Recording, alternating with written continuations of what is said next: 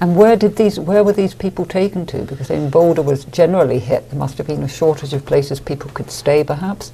So everybody that was evacuated, either by us or, everybody that was evacuated went to the Boulder Municipal Airport. That's where the choppers were landing. That's where the Army transports were going. That's where we were sending people in what we were calling the Subaru convoys. And from there, they were being sent out to shelters. The desire to have them all go to the airport was twofold. One, so we could get their names on the list, because we were still tracking down missing people. And missing was just that, unaccounted for, which was you calling up about your daughter. You know, she lives in the canyon and I haven't heard from her. Well, you haven't heard from her because she doesn't have her cell phone. But she's safe at her boyfriend's in Boulder. But we don't know that because she didn't go through the list. So we were trying to create a list of everybody who'd evacuated. And the shelters then also provided food, clothing, warmth, and a safe place to stay until the shelters got flooded out, which several of them did.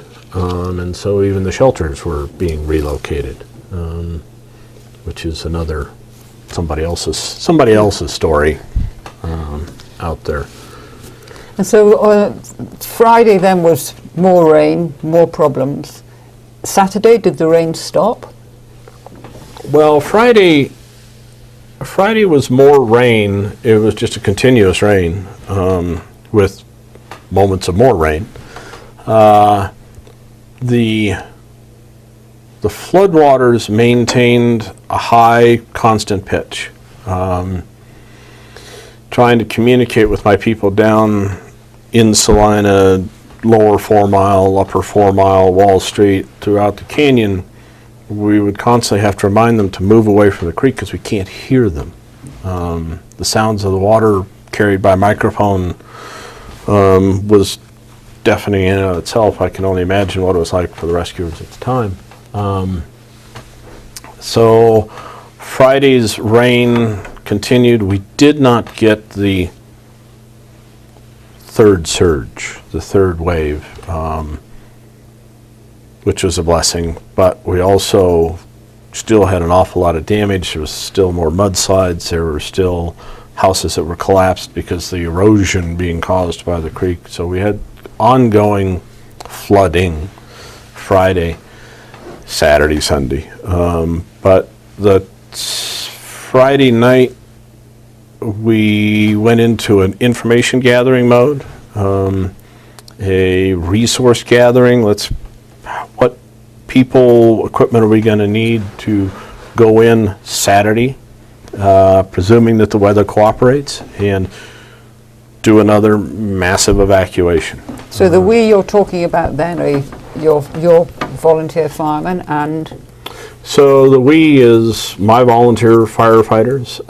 We're in conjunction with the firefighters of Gold Hill and Sunshine. The three of us team and work together very well and did on that time period. It's also family, other community members that have equipment that you need. We used Max Yeager out of Gold Hill. He's a small equipment operator, well, big equipment operator. So we had him improving a road, or actually building a road, so that we could get closer access into a couple of our communities. We had him help get rid of a bunch of debris so we could create another landing zone. We were commandeering a bunch of ATVs, those little motorcycle trikes, from folks and putting together ATV rescue teams. An ATV is a great device. It goes anywhere, takes one person down and can bring a victim up. So if you got 4 of them, you can bring 4 people up at a time. And then we dump them into the big, ugly old 4-wheel drive pickup truck. Then we can get them to the top of the hill and put them into the Subaru Caravan. And the Subaru Caravans were kind of funny in that we're taking neighbors. Anybody with a closed vehicle that's got reasonable ground clearance and all-wheel drive, and that can follow directions. And so we were developing caravans of, that's the people we were putting together. So the non-officially trained rescuers. And so we're getting that stuff together for Saturday. Plus the people that we have in the field, our firefighters in the field, are now going door to door. We're had them trying to touch all the doors Friday, which just wasn't possible, but we were trying to figure out a plan to get them to be able to go and touch every single door Saturday, so that we knew that we'd covered our entire district. And to develop a plan of, if you can't get across the creek here, where can we have you hike to get you flown out? Where can we have you hike to so we can drive you out? So we were developing those plans Friday night, and so we.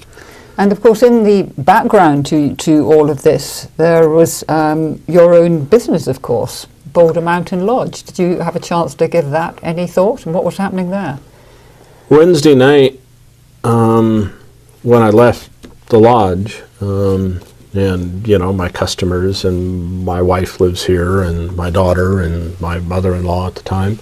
There were people staying in the lodge already? You had visitors? Yeah, an active business. Yeah. My intellectual part said that we could have some flooding. The lodge is reasonably safe as long as you stay away from the creek. So I wasn't terribly concerned about the folks here, and we have a plan. We have plans for high water and how to get people up the hill and where to stage. And Wednesday night, when we started getting some reasonable flooding, Thursday morning, bright and early, because of weather predictions, because of the amount of damage we'd already suffered in the district and countywide, this wasn't just a single drainage event. I knew that if we'd gotten more, which we did, that the possibility of getting help in here to getting people out of here was going to be tough.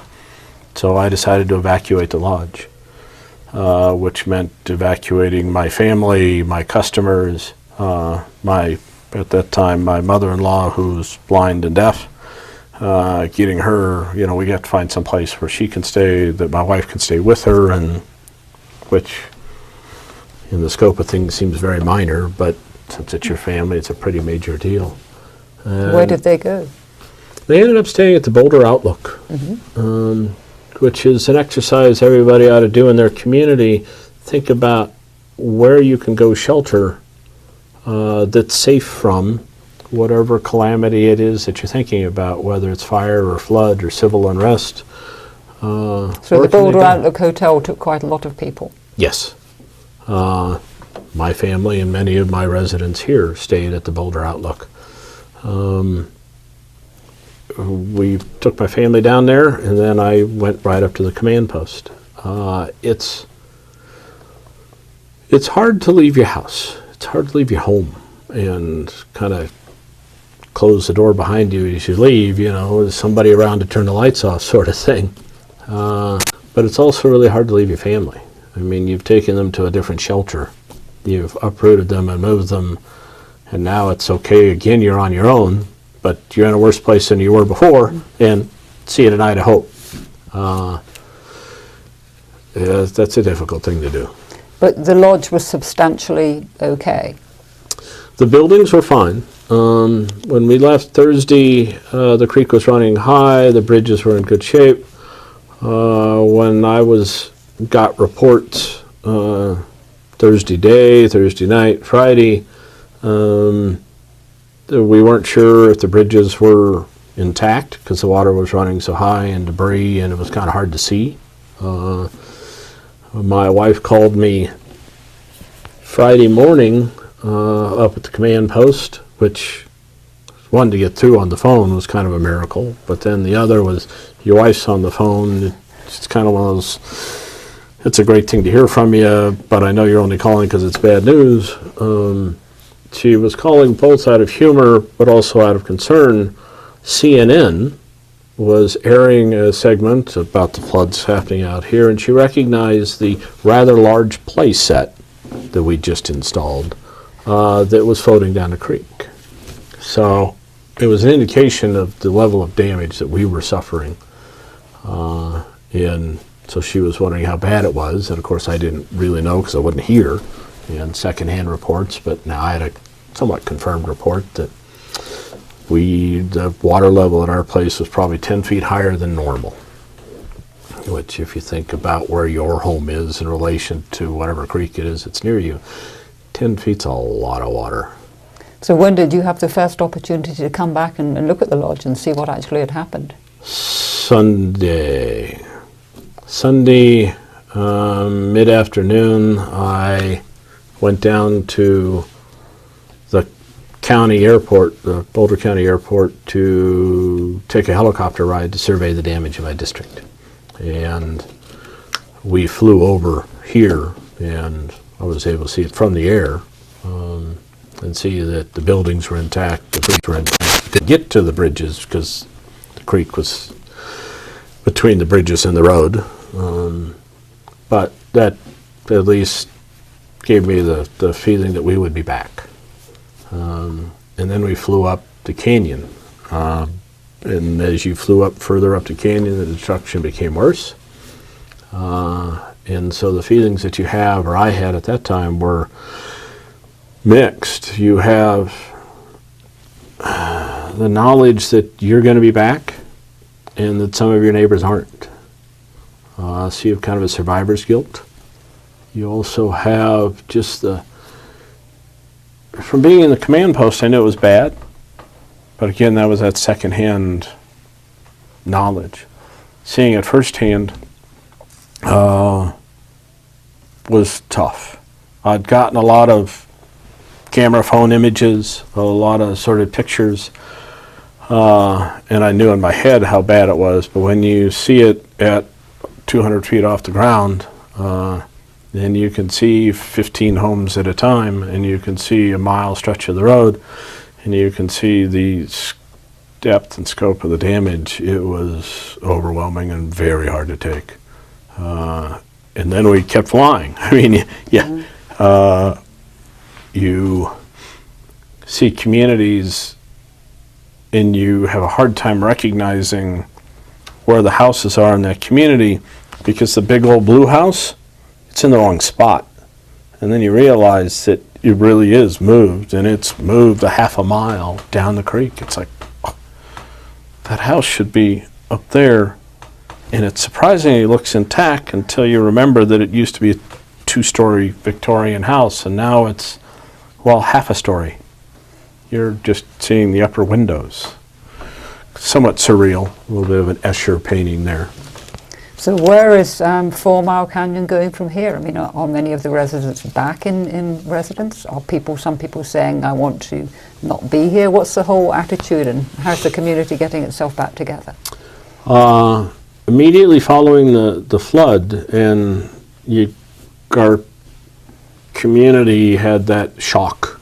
You know, it's first, is it over? Is it safe to come out? But then, as folks are surveying the damage, there's the same feeling I was having, but everybody else is, wow, this is a lot, this is huge. And then as they start receiving reports in that it's not just our canyon, it's Boulder Canyon. You can't if you can get out of your home and you can get onto what's left of the road, you still can't get to Boulder by car. That's why you're flying us out, because you can't drive us out.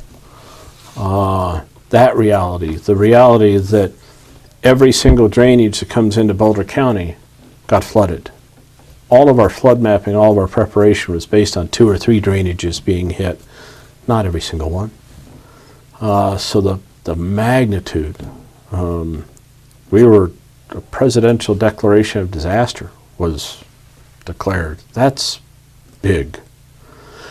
That level of awareness was hitting people, and just how long a road this is going to be. But people started to clean up. They started trying to make order out of their little world as best they could. They started to make the plan of, where are we going to sleep tonight? Where's the rest of the family? What are we going to do? And that started happening very quickly. And I think in part because that was part of their flood training.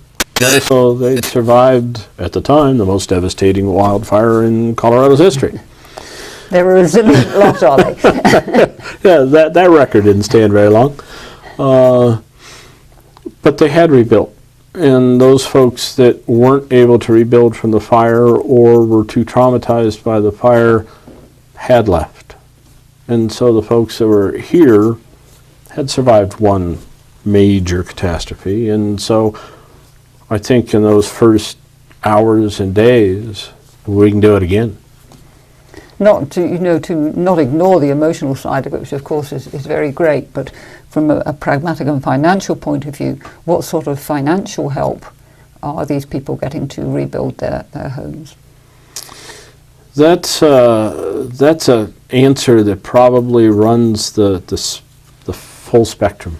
You have folks that were financially okay to begin with, who had good, stout insurance, both on their structure, but also FEMA came along and charitable groups came along, and so some people did well.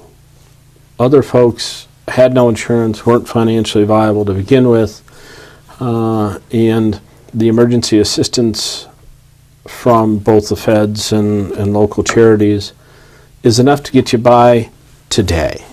None of them are designed to rebuild you, put you back where you were. So there's some folks out there who are simply devastated, and others that aren't. Yes. Well, Bret, thank you very, very much for reliving these experiences, which must be very, very difficult for you, and certainly for all the people in the canyon as well. But we appreciate all that information, so thank you very much for your time. I'd like to leave you with one good rescue story. Sure. Friday, we sent rescuers out to a house, the Garnetts. They live in a hard-to-access place to begin with. And we sent that team in. They had to hike in from Gold Hill. It's about a 6-mile hike, pretty rugged terrain. They get down to the structure, check in on Roger and Carol. They're both in their 80s. And after being offered tea, were asked if they could come back tomorrow around, say, 2 o'clock. Our team graciously said, yes, we'll get back here sometime tomorrow. And we doubled the size of the team that came in Saturday because Roger needs to be carried out. So we sent in two litter teams. They showed up around to appointed time, where Roger and Carol got loaded up along with a fair amount of their belongings because they weren't coming back anytime soon. And the team hiked them out. And that's, again, about a 5.5 mile carry where, 6 guys are carrying, and Roger's not small. And they get them hiked out. I needed to go to Gold Hill to make contact with Max Yeager, excavator, to get another road built, and went to the Gold Hill Inn to see if I could find him. And there, Roger and Carol are standing at the bar, glass of wine in hand, going, hey! It was a surreal moment to know that we had to hike them out, and here they are.